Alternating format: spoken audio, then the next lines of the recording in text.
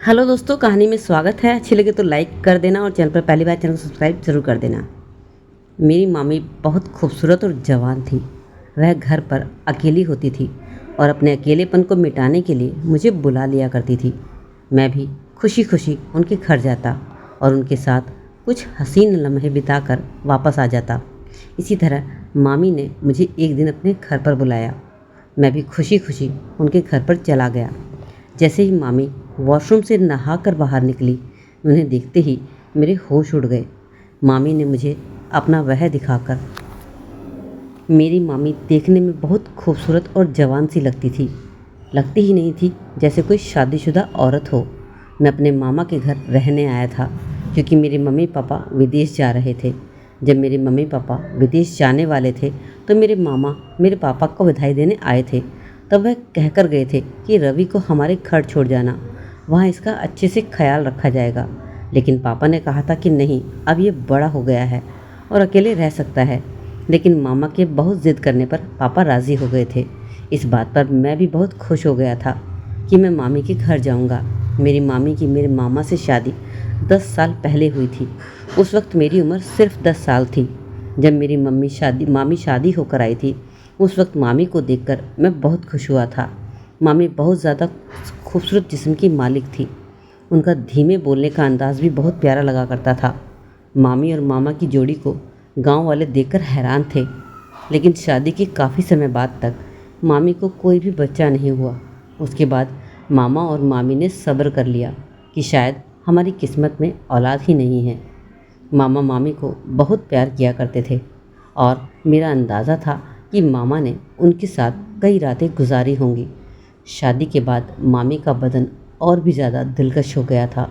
शादी के वक्त वह बहुत खूबसूरत भी थी, लेकिन शादी के बाद उनके जिस्म का हर हिस्सा आगे की तरफ झुकता हुआ नज़र आता था। मैं मामी के घर आ चुका था। मामी घर की सफाई कर रही थी। तब मामी मुझसे पूछने लगी, क्या बात है रवि बेटा, आज तुम्हें कॉलेज नहीं जाना? क्या मुझे उनका बेटा कहना अच्छा नहीं लग रहा था, इसलिए मैंने चिड़चिड़ाते हुए कहा कि नहीं, मेरे सेमेस्टर ख़त्म हो चुके हैं और आप मेरी 1.5 महीने की छुट्टियां हैं। इतना सुनकर मामी अपने काम में लग गई और एक कपड़ा लेकर टेबल को साफ़ करने लगी। लेकिन जब वह टेबल साफ़ कर रही थी उनके जिस्म का आधा हिस्सा बाहर दिखाई दे रहा था। उन्हें देखकर मुझे समझ ही नहीं आ रहा था कि मैं क्या करूं। मुझे मामा के घर आए अभी 3 दिन ही हुए थे। शाम को जब मामा ऑफिस से घर आए तो मामी ने उनके लिए टेबल पर खाना लगाया। तब मामा ने उन्हें बताया कि मुझे किसी काम के लिए 3 दिन के लिए दिल्ली जाना है। वैसे तो मामा कभी भी मामी के बगैर कहीं नहीं जाते थे, लेकिन इस बार मैं यहाँ पर था, इसलिए मामा ने सोचा कि मामी का ख्याल रखने के लिए मैं घर पर हूँ, तो इसलिए उन्होंने अकेले जाना ही ठीक समझा। मैं जब से मामी के घर आया था, मामी के रूटीन का मुझे पूरी तरह अंदाज़ा हो गया था। वह चाय बहुत ज़्यादा पीती थी और उसमें दूध ज़्यादा डालती थी। एक दिन मेरे कुछ दोस्त मुझसे मिलने के लिए आए हुए थे। हम सारे दोस्त बैठकर कुछ गंदी गंदी बातें कर रहे थे। मुझे नहीं पता था कि मामी हमारी बातें सुन रही थी, इसलिए मामी ने अपनी मौजूदगी का एहसास दिलाने के लिए मुझे आवाज़ लगाई। लेकिन म्यूज़िक इतनी तेज़ था कि मुझे मामी की आवाज़ आ ही नहीं रही थी और मैं अपनी बातों में मगन था। वह भी मेरी सारी गलत बातें सुन रही थी। जब उनसे नहीं रहा गया तो वह उठकर अपने कमरे में कुंडी लगाकर बैठ गई। उसके कुछ देर बाद मेरे दोस्त चले गए। जब मैं मामी के कमरे की तरफ गया तो मामी का दरवाज़ा बंद था। मैंने दरवाज़ा खटखटाया और कहा, मामी मुझे चाय पीनी है। तब मामी ने कहा, मिलेगी क्यों नहीं मेरे बच्चे, अभी मैं फ़्रेश होकर आती हूँ और उसके बाद मैं चाय बना देती हूँ। उसके बाद मामी वॉशरूम में चली गई। मैं बाहर आकर लॉन में बैठ गया। सामने बहुत से फूल लगे थे, रंग बिरंगे। उनमें से एक फूल मुझे बहुत अच्छा लग रहा था। मैं उस फूल को तोड़ लिया। तभी मामी की अंदर से आवाज़ आई, रवि कहाँ हो, चाय बन गई है। तब मैंने कहा, मैं बाहर लॉन में हूँ। तब मामी 2 कप चाय लेकर वहीं लॉन में आकर बैठ गई। मामी ने 1 कप चाय मुझे दी और 1 कप चाय अपने आप ले ली और मेरे हाथ में जो फूल था मैंने मामी को दे दिया। मामी फूल को देखकर बहुत खुश हो गई और कहने लगी, थैंक यू मेरे बच्चे, तुम खुश रहो।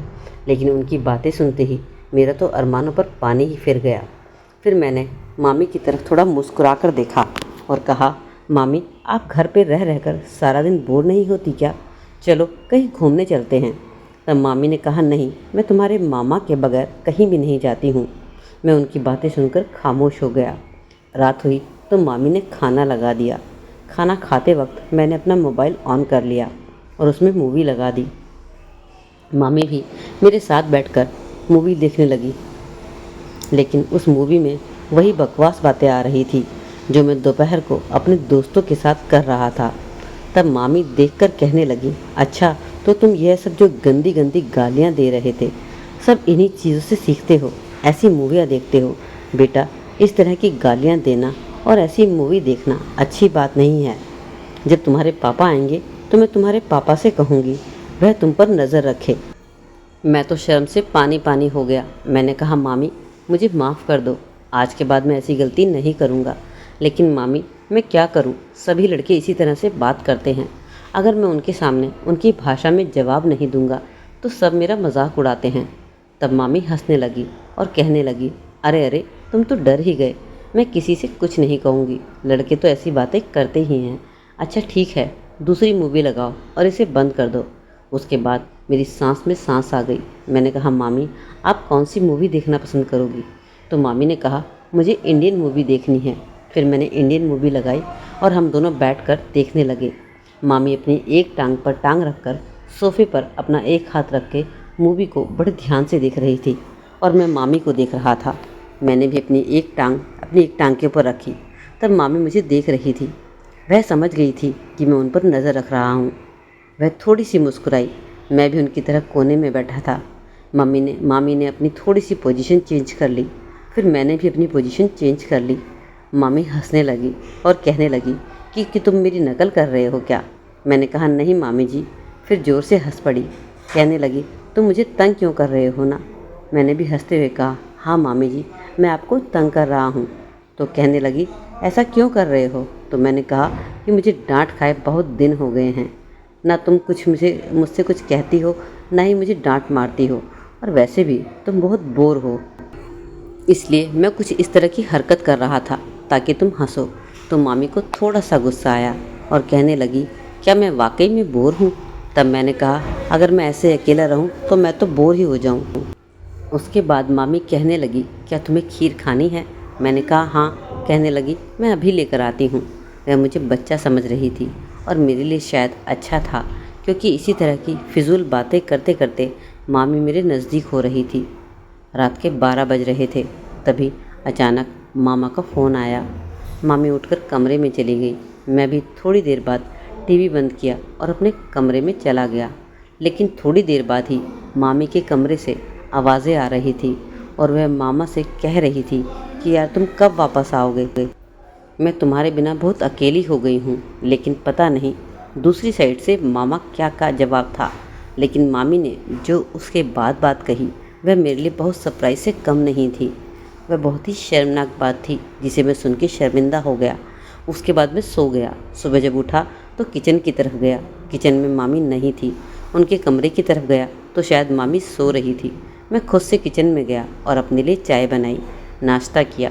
तभी मामी भी बाहर आ गई और थोड़े से शर्मिंदा होते हुए बोली कि रात को मैं लेट सोई थी, इस वजह से मेरी आँख ही नहीं खुली और मैं उठ नहीं पाई। तो मैंने कहा, मामी कोई बात नहीं, आप नाश्ता करोगी? मैं आपके लिए नाश्ता बना देता हूँ। तो मामी हंसते हुए कहने लगी, नाश्ता और तुम? मैंने कहा, हाँ मामी जी, क्यों नहीं, मैं नाश्ता बना लेता हूँ। आप जाकर फ्रेश होकर आओ और मैं नाश्ता बनाता हूँ। मैंने मामी से पूछा कि आप नाश्ते में क्या खाओगी? तब उन्होंने कहा कि जो तुम बनाओगे वह मैं खा लूँगी। मैंने अपना सर झुकाया और किचन में नाश्ता बनाने के लिए चला गया। उसके बाद मैं नाश्ता बनाकर बाहर ले आया और मामी को आवाज़ लगाई। मामी बाहर आई और मेरे साथ नाश्ता करने बैठ गई। उसके बाद उन्होंने मेरे सर पर हाथ रखा और मेरे बालों को बिगाड़ दिया। मैंने मामी का हाथ पकड़ा और सर से हटाते हुए कहा कि आप मेरे बाल क्यों ख़राब कर रहे हो? आपने मेरा सारा स्टाइल ख़राब कर दिया। तब मामी मेरे गाल पर हल्का सा थप्पड़ मारते हुए बोली कि कुछ बाल ख़राब नहीं हुए हैं, चलो बैठकर नाश्ता करो। मामी ने नाश्ता किया और कहा, रवि थैंक यू, तुमने बहुत अच्छा नाश्ता बनाया, चलो आज से पक्की दोस्ती करते हैं। तब मैंने मुंह बनाते हुए कहा, पहले मैं दोस्त नहीं था क्या? मामी ने गाल पर चुटकी काटते हुए कहा, पहले कच्चे दोस्त थे, चलो आज हम पक्की दोस्ती करते हैं। मैंने अपने गाल को मसलते हुए कहा, आप आंटी भी ना बड़ी बेकार होती हैं, चुटकी काट काट कर गाल को लाल ही कर देती हैं। मामी मुस्कुराने लगी, अपने दोनों हाथों को मेरे कानों की तरफ लाने लगी। मैं तुरंत खड़ा हो गया। मुझे पता था मामी अब मेरे कान खींचने वाली है। मामी मुस्कुराई और मेरे पीछे भागने लगी। कहने लगी, अभी बताती हूँ तुम्हें। इतना सुनते ही मैं रुक गया और अपनी कमर पर हाथ लगाते हुए सांस लेते हुए कहा, ठीक है। उसके बाद मामी सामने अपनी कुर्सी पर बैठ गई। मैं उनके पास गया, बोला, क्या हुआ मामी? तो वह फिर से खड़ी हो गई और मुस्कुराकर मेरे दोनों कानों पर चुटकी काट ली। मैंने रोनी सूरत बनाते हुए कहा, मामी आप तो बहुत बेरहम हैं, मुझे आपसे बात नहीं करनी। मामी मुस्कुराई और जहाँ मामी ने चोटी काटी थी वहाँ पर प्यार करने लगी। कहने लगी, सॉरी रवि, अब नहीं करूँगी।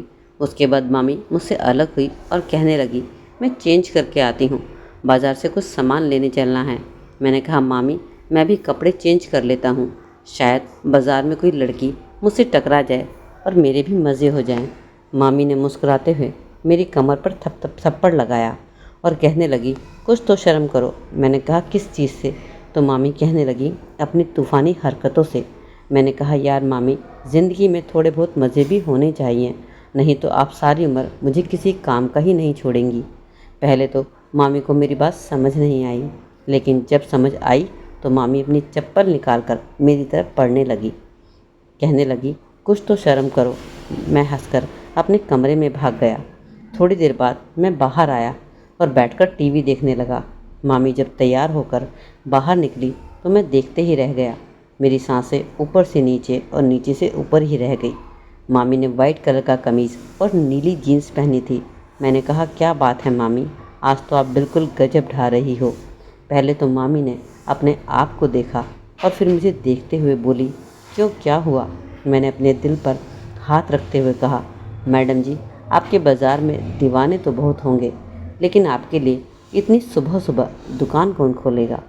मामी को अपनी गलती का एहसास हो गया और मामी कहने लगी, हाँ तुम ठीक कह रहे हो, अभी तो बाज़ार की दुकानें भी नहीं खुली होंगी।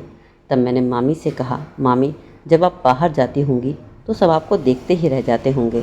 तो मामी कहने लगी, अरे कुछ तो शर्म कर, मैं तेरी मामी हूँ, कुछ भी बोले जा रहा है। मैंने मुस्कुराकर सर झुका लिया और कहा, ठीक है मामी।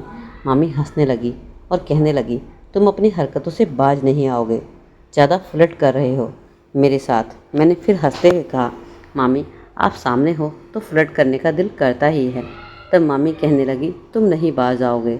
अच्छा बताओ, क्या मैं तुम्हारी सच में कोई गर्लफ्रेंड नहीं है? तब मैंने कहा कि अगर आप जैसी कोई मिल जाती तो गर्लफ्रेंड क्या, मैं उसे अपना लाइफ पार्टनर बना लेता और पापा को भी समझा लेता। तब मामी कहने लगी, क्या मैं तुम्हें अच्छी लगती हूँ? तब मैंने फिर से कहा, इसमें कौन सी शक की बात है, आप हो भी इतनी खूबसूरत और अच्छी हो। मामी कहने लगी, तू नहीं बाज आएगा फ्लर्ट करने से, जा दूध ख़त्म हो गया है, जाकर बाज़ार से दूध ले आओ। मैंने मामी से पैसे लिए और दूध का बर्तन लेकर दूध लेने चला गया। जब बाज़ार से दूध लेकर वापस आया तो उसको मैं फ्रिज में रखकर मामी के कमरे की तरफ गया, लेकिन मामी के कमरे में पहुंचते ही सामने का मंजर जो मेरे सामने था मेरे होश गंवा देने के लिए काफ़ी था। मामी शायद नहा कर बाहर निकली थी और बहुत ही गजब ढा रही थी। मैं उन्हें देखते ही रह गया। मैं पलटा तब मामी कहने लगी, अरे क्या हुआ, दूध ले आए क्या? तुम मेरी झलक से तो आवाज़ ही नहीं निकल रही थी। मैंने धीरे से कहा, हाँ मामी ले आया, और अपनी नज़र झुका ली। मामी मेरी तरफ धीरे धीरे करीब आई और मेरे मुंह को ऊपर करते हुए बोली, अच्छा रवि, मुझे एक बात बताओ, क्या तुम्हें अच्छा लगता है मुझे इस तरह से देखना? मैंने सर हिलाया और झुक कर कहा कि मामी, अगर आपको लगता है कि मैं आपकी तरफ अट्रैक्ट हो रहा हूँ तो ये बात गलत है। आपका जिस्म आपकी मोहब्बत का इजहार करने का ज़रिया है, लेकिन यह सब कुछ ठीक नहीं है। मामी ने एक लंबी गहरी सांस भरी और मेरी तरफ ऐसे देखा जैसे मैं कोई दीवाना हूँ। मैंने फिर से सर ऊपर उठाया और कहा, लेकिन मामी, मैं यह भी नहीं चाहता कि आप मुझे थोड़ी देर के लिए अपनाएं और उसके बाद मुझे ज़िंदगी भर भुला दें और आपका फिर से दीदार भी नसीब ना हो। मामी के लिए फ़ैसला करना बहुत ही नाजुक था। वह जाकर बैठ गई और कहने लगी, आओ पहले मेरे पास आकर बैठो। मैं चलता हुआ मामी के करीब जाकर बैठ गया। मामी ने अपना हाथ मेरे हाथों में पकड़ा और कहा, रवि, जो कुछ मिल जाए उसका शुक्र अदा करना चाहिए। पता नहीं मामी के मन में क्या चल रहा था, इसलिए मैंने वहाँ से भाग जाना ही बेहतर समझा और अपने कमरे में आ गया। जैसे ही मैं आया मुझे मामी के रोने की आवाज़ें आई। मैं मामी के कमरे की तरफ गया। मैंने कहा, आप तो ठीक तो है ना? तब अंदर से कोई जवाब ही नहीं आया, बस सिसकने की आवाज़ें आती रही। मैंने मामी से अंदर जाके पूछा कि क्या बात है, आप रो क्यों रही है? तब अंदर से आवाज़ आई, रवि, थोड़ी देर के लिए मुझे अकेला छोड़ दो, मैं अकेले रहना चाहती हूँ, तुम अपने कमरे में जाओ। मैंने कहा, ठीक है मामी, मैं जा रहा हूँ, लेकिन आप ठीक तो है ना? मामी ने कहा, मैं ठीक हूँ, बस तुम अपने कमरे में जाओ। उस समय मुझे कुछ समझ ही नहीं आ रहा था, इसलिए मैं कमरे में चला गया।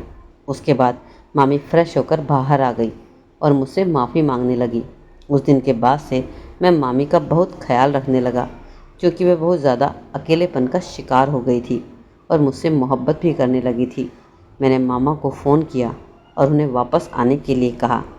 मामी बहुत खूबसूरत थी और जवान भी थी, इसलिए उन्हें उनकी तन्हाई काट रही थी, लेकिन शुक्र था भगवान का कि हम दोनों के बीच कुछ नहीं हुआ था, नहीं तो गजब हो जाता।